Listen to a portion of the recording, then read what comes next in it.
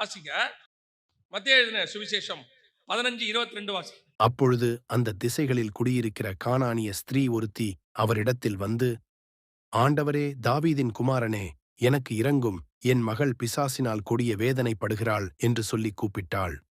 இப்போ இந்த பெண் இயேசுவை எப்படி கண்டுபிடிச்சான்னு பாருங்களேன். இது மத்தேயுல இப்படி இருக்குதா? இதே காரியம் மார்க்ல இருக்கும்போது எப்படி இருக்குன்னு பாருங்க. வாசிங்க. மார்க் 7ஆம் அதிகாரம் 24, 25 வாசி. பின்பு அவர் எழுந்து அவ்விடம் விட்டு புறப்பட்டு தீரு சீதோன் பட்டணங்களின் எல்லைகளில் போய் ஒரு வீட்டுக்குள் பிரவேசித்து ஒருவரும் அதை அறியாதிருக்க விரும்பியும் அவர் மறைவாயிருக்க கூடாமற் போயிற்று. அப்பனா இயேசு என்னவா இருக்கிறாரு? மறைஞ்சிருக்க விரும்புகிறார். இயேசு எப்படி இருக்கிறாரு? மறைஞ்சிருக்க விரும்புகிறார். ஏதோ ஒரு காரணம். அது என்ன காரணம்னா இருக்கட்டுமே. இயேசு தன்னை ஒரு சீரு பேதுரு அந்த இடத்துக்குலாம் போயிட்டு வசனம் சொல்லுது, அவர் மறைந்திருக்க விரும்பினார் அப்படின்னு இருக்கு. ஆனால் என்ன தொடர்ந்து வாசிங்க. அவர் மறைவாயிருக்க கூடாமல் போயிற்று. ஏன் கூடாமல் போயிற்று தெரியுமா? தொடர்ந்து வாசிங்க. அசுத்த ஆவி பிடித்திருந்த ஒரு சிறு பெண்ணின் தாயாகிய ஒரு ஸ்திரீ அவரை குறித்து கேள்விப்பட்டு வந்து அவர் பாதத்தில் விழுந்தாள். கண்டுபிடிச்சிட்டா பாருங்க அவ. கண்டுபிடிச்சா தானே. இயேசு ஒரு வீட்டுக்குள் இருக்கிறாரு. இயேசு எங்க இருக்கிறாரு? ஒரு வீட்டுக்குள்ள மறைஞ்சு இருக்கிறாரு. அதே அந்த மத்தேயு 15 உள்ள கானானிய ஸ்திரீ தான். அதே அம்மா தான் இங்க இருக்குது. வசனம் சொல்லுது, அவள் வந்து அவர் பாதத்தில் விழுந்து. எப்படி மறைஞ்சிருக்கிற இயேசுவை கண்டுபிடிச்சா? இப்போ வனாந்தரத்துல வெளியா இருக்கிற இயேசுவை ஜனங்கள் தேடினார்கள், கண்டுபிடிக்கல, போயிட்டார். ஆனா இங்க வசனம் சொல்லுது, ஒரு வீட்டுக்குள் மறைந்திருக்க அவர் விரும்பினால் கூடாமல் போயிற்று. ஏன்னா ஒரு அம்மா கண்டுபிடிச்சிருச்சு. கண்டுபிடிச்சு வந்து பாதத்துல விழுந்துருச்சு. விழுந்த உடனே இயேசு பார்க்குறாரு, நான் தான் வீட்டுக்குள்ள இருக்கிறேனே, எப்படி உன்னால என்னை கண்டுபிடிக்க முடிஞ்சிச்சு அப்படின்னும் போது இந்த காரியத்தை நீங்க கொஞ்சம் டீப்பா யோசிக்கணும். சரியா? இது ஒரு தனி செய்தி. இந்த ஒரு மெசேஜ் மட்டும் தனி செய்தியா எடுக்கணும். இப்போ நம்ம அதை தனியா எடுக்கல. அந்த விஷயத்தை மட்டும் நான் உங்களுக்கு சொல்றேன். சரியா? இப்போ வசனம் வாசிங்க. மத்தேயு 15 வாசிச்ச வசனம் 21, 22 வாசிங்க. பின்பு இயேசு அவ்விடம் விட்டு புறப்பட்டு தீரு சீதோன் பட்டணங்களின் திசைகளுக்குப் போனார். அப்பொழுது அந்த திசைகளில் குடியிருக்கிற கானானிய ஸ்திரீ ஒருத்தி அவரிடத்தில் வந்து, ஆண்டவரே, தாவீதின் குமாரனே, எனக்கு இரங்கும், என் மகள் பிசாசினால் கொடிய வேதனைப்படுகிறாள் என்று சொல்லிக் கூப்பிட்டாள். இப்போ இயேசு இந்த பெண்ணை பார்த்து தான் ஒரு வார்த்தை சொல்றாரு, பிள்ளைகளின் அப்பத்தை எடுத்து நாய்க்குட்டிகளுக்கு. என்னையா புதுசா இருக்கு இயேசுநாதர். அதாவது இப்படி கண்டுபிடிச்சு வரவங்களை பார்த்து அவர் ரொம்ப இரக்கமாயிருவாரு எப்பவுமே. இவர் ஒரு இடத்துக்கு சாப்பிட போறாரு அக்கறைக்கு. ஜனங்கள் ஓடி வரதை பார்த்துட்டு வசனம் சொல்லுது, அவர் மனதுருகி அவர்களிடத்தில் பேசத் தொடங்கினார். இப்படி தேடினா அவர் மனது உருகிடுவாரு. அப்படிப்பட்ட இயேசு இப்ப இந்த கானானிய ஸ்திரியை பார்த்து ஒரு வார்த்தை சொல்றாரு, பிள்ளைகளின் அப்பத்தை எடுத்து நாய்க்குட்டிகளுக்கு போடுவானே. அவ கேட்டது தாம் மகளுக்கு பிசாசிலிருந்து விடுதலை. அதான் அப்படித்தானே இருக்குது.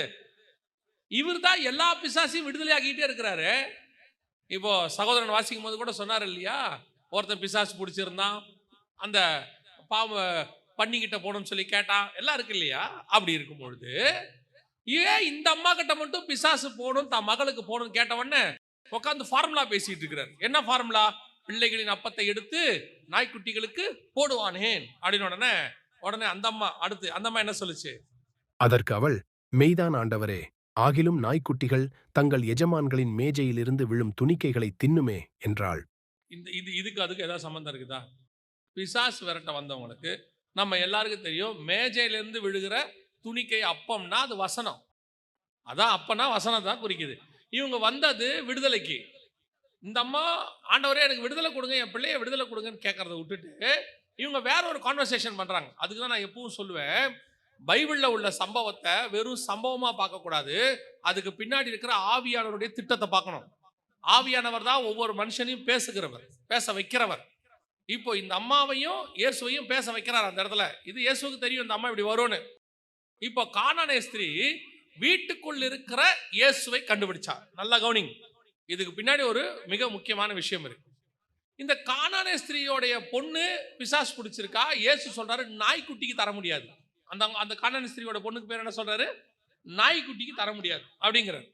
ஏன் இந்த வேர்டை இயேசு யூஸ் பண்ணாரு? அந்த பொண்ணை ஹர்ட் பண்ணணும்னு விரும்புறாரா, இல்ல இவர் ஒன்றும் இஸ்ரவேலை பெருசா நினைச்சு கானானியர்களை கேவலமா நினைக்கிறாரா? அதெல்லாம் ஒண்ணும் கிடையாது. நம்ம ஆண்டவர்ட்ட பாரபட்சமே கிடையாது, பட்சபாதமே கிடையாது.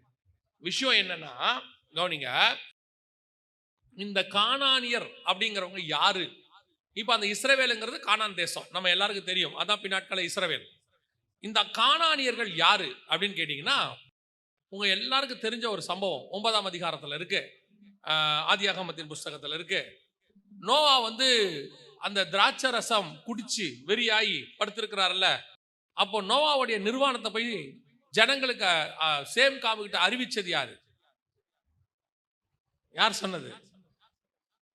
நோவாவுக்கு 3 பசங்க, சேம், காம், யாபேத் அப்படின்னு இருக்கு. சேமுகிட்டையும் யாபாத்துக்கிட்டையும் அப்பா நிர்வாணமா படுத்திருக்கிறாருன்னு அனௌன்ஸ் பண்ணது யாரு? காம் போய் என்ன சொல்றான்? அப்பா நிர்வாணத்தை போய் அறிவித்தான். சேமும் யாபேத்தும் பின்னாடி போய் என்ன பண்றாங்க? அந்த நிர்வாணத்தை மூடிட்டாங்க. இப்போ திராட்சை ரசத்தின் வெறி தெளிந்த நோவா யாரை சபித்தார்? தன் இளைய குமாரன் தனக்கு செய்ததை அறிந்து. யார் சபிக்கப்பட்டவன்? இளையகுமாரன் பேர் என்ன? கானான் கிடையாது, இளையகுமாரன் பேரு காம். புரியுதா? இளையகுமாரன் பேரு காம். அவன் தான் நிர்வாணத்தை அறிவிச்சவன். ஆனா நோவா சபித்தது காமை அல்ல, காமுடைய பையன் பேர் தான் கானான். பையனை சபிக்கல, பேரனை சபிச்சிட்டாரு. புரியுதா? ஏன் இவர் பையனை சபிக்காம பேரனை சபிச்சாரு? எழுந்திரிச்சவன சொல்றாரு, தன் இளைய குமாரன் தனக்கு செய்ததை அறிந்து நோவா கானான் சபிக்கப்பட்டவன். செஞ்சது உன் பையன் தானையா, ஏன் நீ அவன் பையனை சபிச்ச? உன் பையனை சபிக்காம நீ ஏன் பேரனை சபிக்கிற அப்படின்னு கேட்டா, இவருக்கு திராட்சை ரசம் குடி வெளி தெரிஞ்சிருச்சு. இப்ப ஆள் தெளிவா இருக்கிறார். நோவாவுக்கு நல்லா தெரியும், காமை சபித்தால் அந்த சாபம் நிக்காது. ஏன் தெரியுமா? 9ஆம் அதிகாரத்துல இருக்கு.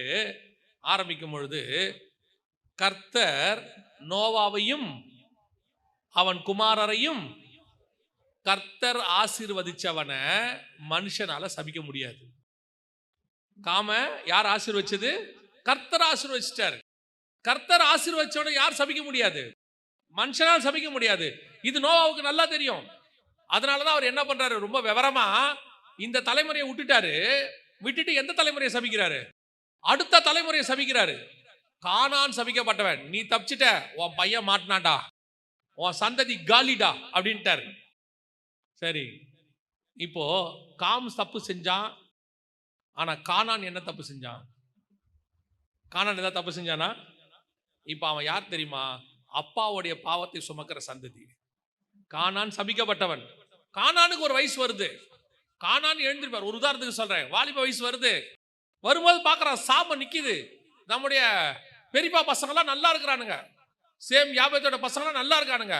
நான் மட்டும் இப்படி சபிக்கப்பட்டே கிடக்கிறேனே, தலைமுறை தலைமுறையா சாபத்தை வாங்கிக்கிட்டே கிடக்கிறேனே, ஏன் எனக்கு மட்டும் சாபம் அப்படின்னா, உங்க அப்பா தப்பு செஞ்சாரு. ஒரு இடத்துல அவனுக்கு தோணும், எங்க அப்பா பண்ண தப்புக்கு நான் என்னடா செய்வேன். இப்போ உங்களுக்கு தோணுதா இல்லையா? நிறைய நேரத்துல நம்ம என்ன செய்யறோம், எங்க அப்பா அம்மா பண்ண தப்பு என் தலையில வந்து விடிஞ்சிருச்சு சொல்றமா இல்லையா? பல நேரத்துல சொல்லுவோம், எங்க அப்பா அம்மா பண்ண தப்பு என் தலை மேல விடியுது. பல நேரத்துல கேட்கிறோம், அவங்க பண்ண தப்புக்கு நான் என்ன செய்வேன். அந்த கானானிய வம்சத்துல வந்தவதான் வந்து இப்ப இயேசுக்கு முன்னாடி நிக்கிறா. அந்த ஸ்திரீ வந்து நிக்கிறாங்க. இந்த அம்மா யாரு தெரியுமா? இப்ப அப்பாவுடைய பாவத்தை சுமக்கக்கூடியதான சந்ததி. கானானியர்கள் யாரு? அப்பா. காம் அப்பாவுடைய பாவம். ஏன் இயேசு நாய்க்குட்டின்னு சொன்னார்னா அதுக்கும் அர்த்தம் இருக்கு. என்னன்னா, ஒரு ஆண் இன்னொரு ஆணுடைய நிர்வாணத்தை பார்த்து அந்த ஹோமோசெக்சுவல்பாங்க, அதுக்கு நாய்க்கு யூஸ் பண்ற அதே வேர்டு தான் எபிரேய மொழியில யூஸ் பண்றாங்களாம். ஆணோட ஆண் சேர்றதும் நாய் சேர்றதும் ஒண்ணு, நாய்த்தனம்னு சொல்றாங்கல்ல, அந்த வார்த்தைகள் ஒன்னாதான் யூஸ் பண்ணுவாங்க. அதுக்கு தான் ஈக்குவலா கொண்டு வருவாங்களாம். அதனால இயேசு சொல்றாரு, பிள்ளைகளின் அப்பத்தை எடுத்து யாருக்கு கொடுக்க முடியாது, இது நாய்க்குட்டி உங்களுக்கு கொடுக்க முடியாது. ஏன்னா அது சாபத்தினால் வந்தது. இப்ப இவ யாருன்னு கேட்டா, அப்பாவுடைய சாபத்தை சுமந்து நிக்கிற பிள்ளை. ஆனா இவ யாருக்கிட்ட வந்து நிக்கிறானா, பிள்ளையுடைய சாபத்தை சுமந்து நிக்கிற அப்பா. இயேசு கிறிஸ்து யாருன்னா, பிள்ளைகளின் சாபத்தை சுமக்க வந்த அப்பா. அவருக்கு முன்னாடி வந்து நிக்கிறா. இப்ப இயேசு சொன்ன வார்த்தை என்ன தெரியுமா?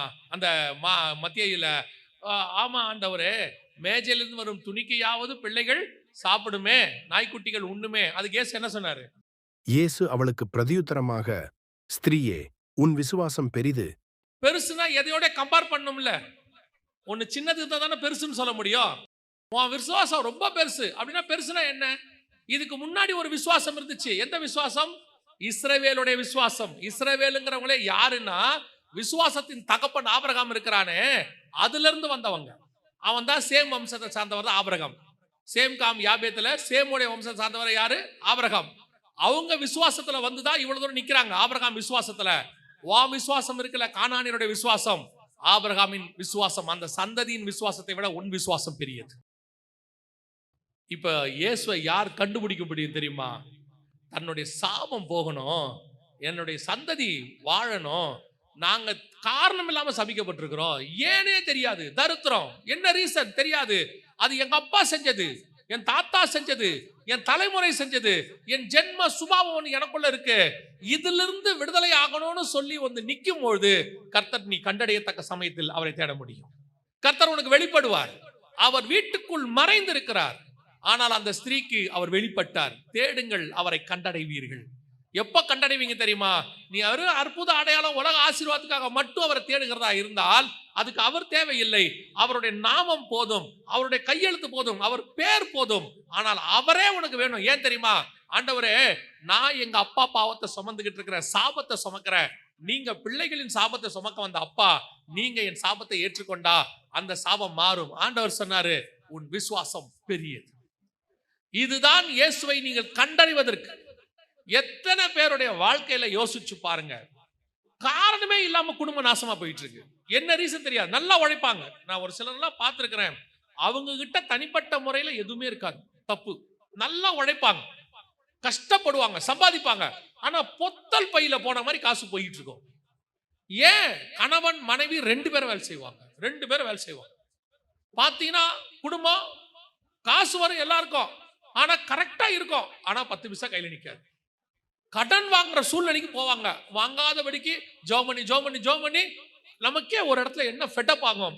ஏன் எனக்கு இந்த மாதிரி தரித்திரம் இருக்குது? நான் நல்லா தானே, அதாவது சிகரெட் பிடிக்க மாட்டான், குடிக்க மாட்டான், ஒன்றும் கிடையாது, நல்ல ஒழுக்கமா இருப்பான், ஆனா வாழ்க்கையில் ஆசீர்வாதம் இருக்காது. என்ன சூழ்நிலை அவனுக்கு புரியாது. சில நேரங்களில உன் தாய் தகப்பனுடையது, உன்னுடையதான முற்பிதாக்களுடையதான சாபம் உன்னை நோக்கி வந்துகிட்டு இருக்கோம். நிறைய பேருக்கு அப்படி நடந்துட்டு இருக்குது. ஒரு 60-65 வயசு தாயாரை நான் மீட் பண்ணேன். என்னை பார்க்க வந்தாங்க. இந்த அம்மா வந்தபோது இந்த அம்மா வந்து எங்கிட்ட உட்காந்து பேசும்போது சொன்னாங்க, தம்பி நான் உங்ககிட்ட கொஞ்சம் தனியாக பேசணும் தம்பின்னு சொன்னாங்க. அந்த அம்மாவுடைய கூட்டு வந்த பையனுக்கு ஒரு 35-40 வயசு இருக்கும். அவனுக்கு கல்யாணம் ஆகி பிள்ளைங்க இருக்காங்க. அந்த அம்மா பேசணும்னாங்க. பார்த்தா அந்த அம்மாவுக்கு ஒரு விதமான பலகீனம், பிசாசு பிடிக்கிற மாதிரி ஒரு பலகீனம்.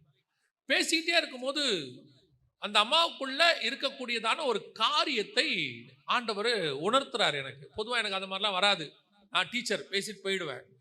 ஆனா அந்த அம்மா கூட பேசும்போது கர்த்தர் உணர்த்துறாரு, அந்த அம்மாக்குள்ள ஒரு குறிப்பிட்டதான ஒரு பாவம், அது சாபமா மாறி நிக்குது அப்படின்னு சொல்லி. அப்போ அந்த அம்மா சொன்ன சம்பவங்கள் ஒண்ணு. இப்ப அந்த அம்மா கிட்ட, அந்த பையன் கிட்ட சொன்னேன், உங்க அம்மா கிட்ட ஒரு 5 நிமிஷம் தனியா பேசணும், அந்த எதிரில் இருக்கிற சோஃபால போய் உட்காரு, அங்கிருந்து பாரு, ஆனா உங்க அம்மா கிட்ட நான் கொஞ்சம் பேசணும்னு சொல்லி அந்த அம்மா கிட்ட சொன்னேன். ஆண்டவர் ஒரு பாவத்தை சொல்றாருமா, குறிப்பிட்ட அந்த பாவம், குறிப்பிட்ட பாவம், அது ஒரு ரத்த பழி சம்பந்தப்பட்ட பாவம் சொல்றாருமா, இது உண்மையா? உங்களுக்குள்ள நீங்க ஏதாவது அந்த மாதிரி பாவங்கள் செஞ்சிருக்கிறீங்களான்னு உடனே அந்த அம்மா அழுதுட்டாங்க. 65-70 வயசு இருக்கும், அழுதுட்டாங்க. அழுதுட்டு சொன்னாங்க, தம்பி நான் அந்த பாவத்தை ஒரு வேலையா செஞ்ச, ஒரு காலத்துல பாவத்தை வேலையா செஞ்ச, காசுக்காக அந்த பாவத்தை, ரத்த பழி எனக்கு தெரியும், ஆனா அதை நான் செஞ்சேன் தம்பி. அந்த சாபம் அவங்களுக்கு வந்தது மட்டும் இல்ல, அவங்க மருமகள், மகள் எல்லாருக்குள்ளேயும் வந்துடுச்சு, அத்தனை பேருக்குள்ளேயும் வந்துடுச்சு, குடும்பத்துக்கே வந்துடுச்சு. இப்ப இந்த அம்மாவுக்கு இன்னும் அது தப்புன்னு தெரியல, அந்த அந்த ரத்தப்பழி தப்புனே தெரியல, அது அப்படியே சாபமா வைக்குது. கடைசியில அந்த அம்மாவை கமிட் பண்ண வச்சு, ஜோம் பண்ண வச்சு, அந்த சாபத்துல இருந்து விடுதலை ஆக்கணும்னா வேற வழி இல்லை. சில நேரங்களில உன்னுடையதான முற்பிதாக்கள், ஒரு சிலருடைய காரியங்கள், ஜென்ம சுபாவங்கள் உனக்குள்ளே வரும். சில காரியங்கள் உனக்குள்ளே இருக்கும், அது உனக்குள்ள இருந்து சில குடும்பத்துல போய் பாருங்க, நான் பார்த்துருக்கிறேன், பார்த்ததுனால சொல்றேன். அந்த குடும்பத்துல கணவன் மனைவி சேர்ந்தே வாழ மாட்டாங்க. ஒண்ணு, நான் சொல்றது 2-3 ஜெனரேஷன் நடக்கும். கணவர் விட்டுட்டு போயிருப்பாரு, இல்ல மனைவி விட்டுட்டு போயிருப்பாங்க. யாராவது ஒருத்தர் தான் பிள்ளையை வளர்ப்பாங்க. இது அந்த தலைமுறையில சாபமா இருக்கும்.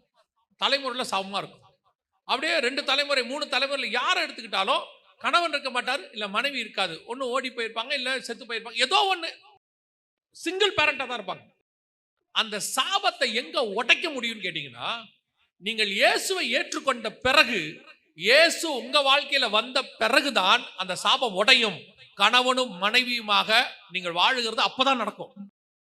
நான் நிறைய பேருடைய லைஃப்ல பார்த்திருக்கிறேன். இது நான் பார்த்த ஒரு எக்ஸாம்பிள். இந்த மாதிரி நிறைய இருக்கு.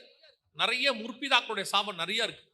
இது அப்படியே வந்துகிட்டே இருக்கும். இந்த கானானிய ஸ்திரீக்கு நல்லா தெரியுது, என் பிள்ளைக்கு பிசாசு பிடிச்சிருக்குது. இந்த பிசாசு பிடிச்ச இந்த பிள்ளைய மீட்கிறதுக்கு இவர்கிட்ட போனா இவரு அழகா சொல்றாரு. அதுல அந்த சாபத்துல இருந்து இவ்வளவு அழகா வெளியே கொண்டாடுறாரு பாருங்க இயேசு. அவளை சுகமாக்கி அனுப்பி இருக்கலாம், அந்த பிள்ளை விடுதலையா இருக்கும். ஆனா அவன் மேல இருக்கிற சாபம் போகாது. இந்த சாபம் போகணும்னா அழகா ஒரு வேர்டு போட்டு வாங்குறாரு, பிள்ளைகளின் அப்பத்தை எடுத்து நாய்க்குட்டிகளுக்கு போடுவானே. இது இவங்களுக்கு சேம் சந்ததி, இஸ்ரவேலர்கள். இயேசு கிறிஸ்து இருக்கிறாரு, அந்த சந்ததிக்கான ஆசீர்வாதம். ஏன்னா அவன் அந்த துணியை போட்டு மூடினவன், அந்த நிர்வாணத்தை மூடினவனுடைய ஆசீர்வாதத்தை, நிர்வாணத்தை பார்த்தானே அந்த சந்ததிக்கு கொடுக்க முடியாது, அந்த நாய்க்குட்டிக்கு எப்படி போட முடியும் அப்படின்னு அந்த சாபத்தை எடுக்கிறதுக்கு தான் கேட்கிறேன். இயேசு கேட்டது எதுக்குன்னா, இந்த அம்மாவை சபிக்கிறதுக்கு இல்ல, எடுக்கிறதுக்கு. இப்ப இதுவா சொல்றா, கரெக்ட் தான் ஆண்டவரே, அந்த நிர்வாணத்தை மூடினானே ஒரு சந்ததி, அவன் மேஜையில இருந்து ஒண்ணு வேணான்னு போடுவான்ல, அதை கொடுங்க, அந்த ஆசீர்வாதத்துல எங்க சந்ததி பழிச்சிரும். அழகா இஸ்ரவேலர்கள் மேஜை மேல இருந்த அப்பத்தை, துணிக்கு அவங்க கீழே போடல, அப்பத்தையே தூக்கி போட்டாங்க, இயேசுவையே தூக்கி போட்டாங்க. இப்ப அந்த சந்ததி கானானியர்கள், புறஜாதியார், சாபத்தோட இருக்கிறவங்க, தலைமுறையாய் சாபத்துல இருக்கிற உங்களுக்கும் எனக்கும் அந்த இயேசு கிடைச்சார். அன்னைக்கு அவன் தூக்கி போட்டது இயேசுவை, நமக்கு கிடைச்சது துணிக்கை இல்ல, அந்த அப்பமே நம்ம கைக்கு வந்துருச்சு. இயேசு அப்பத்தை எடுத்து பிட்டு, கொரிந்தியர் புறஜாதியார் நமக்கு எழுதுகிறாரு, அப்பத்தை எடுத்து பிட்டு, இதை வாங்கி புசியுங்கள், இது என்னுடைய சரீரமாய் இருக்கிறது. யோசிச்சு பாருங்களேன், எவ்வளவு பெரியதான விஷயத்தை எவ்வளவு அழகா கன்வே பண்றாரு. அந்த இயேசுவை தான் நீங்கள் கண்டடைய முடியும். வெறும் இம்மைக்காக மாத்திரம் தேவனை தேடுகிறவர்களாய் இருந்தால் நாம் பரிதபிக்கப்பட்டவர்களாய் இருப்போம்னு வேதம் சொல்லுது. நாம தேடுறது மகிமைக்காக இருக்கணும். ஆண்டவரை தேடுறதுல கூட ஒரு காரணம், ஒரு வேல்யூ இருக்கணும். பல நேரத்தில் நம்ம ராஜா கிட்ட போய் நிற்கும் போது, எனக்கு ஒரு வீடு வாங்கி கொடுங்க, எனக்கு ஒரு கார் வாங்கி கொடுங்க, என் பிள்ளைகளுக்கு ஒரு ஃபீஸ் கட்ட கொடுங்க, இப்படி போய் நிற்கிறோம். அவர் ராஜா சொல்வார், நீ எங்கிட்ட வரும்போது கேட்கக்கூடிய விஷயமே என்னவா இருக்கணும், அந்த மாதிரி கனம் உள்ளதாக இருக்கணும். கானானிய ஸ்திரீ ஏன் தேடினா அவர் கண்டுபிடிச்சா தெரியுமா? அவரா ஏன் தன்னை இப்ப இயேசு நினைச்சிருந்தா வெளிப்படுத்தாம இருந்திருக்கலாம், அவர் தேடியும் கண்டுபிடிக்காம இருந்திருக்கலாம். ஏன்னா நிறைய பேரு இயேசுவை நடுவில் இருப்பாரு, அவர் காணப்படாமல் போனார், அவர்கள் தேடினார்கள், கண்டுபிடிக்கவில்லைன்னு இருக்கும், கண்டுபிடிக்க முடியாது. ஆனா இந்த ஸ்திரீ தேடினவனு கண்டுபிடிச்சிட்டா. அவர் போய் மறைவாய் இருந்தார், ஆனால் மறைவாய் இருக்க முடியவில்லை, அவ கண்டுபிடிச்சிட்டா. காரணம் என்ன தெரியுமா? அவ கேட்ட காரியம் அப்படிப்பட்டதான காரியம். நீங்கள் ஏன் இயேசுவை தேடுகிறீர்கள்? இப்போ இந்த விஷயத்தை எடுத்துக்கோங்க. அவங்க தேடினது அற்புத அடையாளத்துக்கு, பேதுருவின் மாமி வீட்டுல. ஆனா இவ தேடினது 2000 வருஷமா இருக்கிற சாபத்தை மாத்திரம். 2000 வருஷமா எங்க அப்பா மூலமா வந்துச்சு ஒரு சாபம், ஆண்டவரே அது என் பிள்ளை வரைக்கும் வந்திருக்குது, என்னை விடுதலையாக்கி கொடுங்க. கர்த்தர் அப்படிப்பட்ட சாபங்களை, பாவங்களை உங்களையும் உங்கள் சந்ததியும் விட்டு நீக்குவதற்கு வல்லமை உள்ளவராய் இருக்கிறார். அல்லேலூயா. நான் சொல்லுவேன், அது எத்தனை தலைமுறை என்ன பாவம் எதனால வந்ததாக இருக்கட்டுமே, அது உங்க தாத்தா பாட்டி எப்படி மோசமானவங்க, சில தாத்தா பாட்டி எல்லாம் ரொம்ப அநியாயமா சொத்து சேர்த்திருப்பாங்க, அவங்க அப்பா அம்மா சொத்து இவங்களுக்கு தெரியாது, 2 ஜெனரேஷனுக்கு தெரியாது. கர்த்தர் நீதி உள்ள நியாயாதிபதி. சவுல் செஞ்ச பாவத்துக்கு தாவீது கிட்ட பரிகாரம் கேட்டவர். 2-3 தலைமுறையில தப்பு செஞ்சிருப்பாங்க, அந்த சொத்து இப்போ உங்களுக்கு வந்திருக்கும். ஆனா அந்த சொத்து இருக்கும், அதனால வந்த சாபம் உங்க தலைமையில இருக்கும். அது இருக்கும், என்ன செய்யறதுன்னு தெரியாது. எங்க தெரிஞ்ச ஒருத்தர் பயங்கரமான கோடீஸ்வரங்க, ஆனா ஒருத்தருக்கு கூட நல்ல மரணமே இல்லை அந்த வீட்டுல. எல்லாமே ஏடகூடமான மரணம். ஒண்ணு அனாதையா செத்து கிடப்பாங்க, யாருமே தெரியாம பாடி நாத்த எடுத்து கிடக்கும், இல்லைன்னா யாருமே இல்லாம இருக்கும். ரொம்ப ஒரு என்ன பார்த்தா, ஆனா ஏக்கர் கணக்கில் வீடு இருக்கும், லட்சக்கணக்கில் பணம் இருக்கும், 100-200 சவரன் நகை இருக்கும், ஆனா ஆள் அனாதையா கிடக்கும், பார்க்க ஆள் இருக்காது. பெரிய ஆபீசரா இருந்திருப்பாங்க ஒரு காலத்துல, பயங்கரமா லஞ்சம் வாங்கியிருப்பாங்க, பார்த்தா ஒரு ரூம்குள்ள மருந்து எடுத்து கொடுக்க கூட ஆள் இருந்திருக்காது, தண்ணி வாயில ஊத்த ஆள் இருந்திருக்காது. ஒரு சாபம் கிடக்கும். அந்த அவங்க வாங்கின லஞ்ச பணத்துல படிச்ச பிள்ளைங்க இருக்கும், அந்த பிள்ளைங்களுக்கும் அந்த சாபம் அப்படியே வரும். அந்த சாபத்தை மாத்த யாரால முடியும் தெரியுமா? இயேசு கிறிஸ்து ஒருவரால் மட்டும்தான் முடியும். அவர் ஒருத்தர் தான் அதை மாற்றி அமைக்க வல்லமை உள்ளவராக இருக்கிறார். நீ அதுக்காகத்தான் அவரை தேடணும். அதுக்கு தேடி பாருங்க. எத்தனை தலைமுறை சாபம், தரித்திரம், பாவம் எதுவானா இருக்கட்டும், கர்த்தர் அதை மாற்றி அமைக்க வல்லமை உள்ளவராக இருக்கிறார். அல்லேலூயா.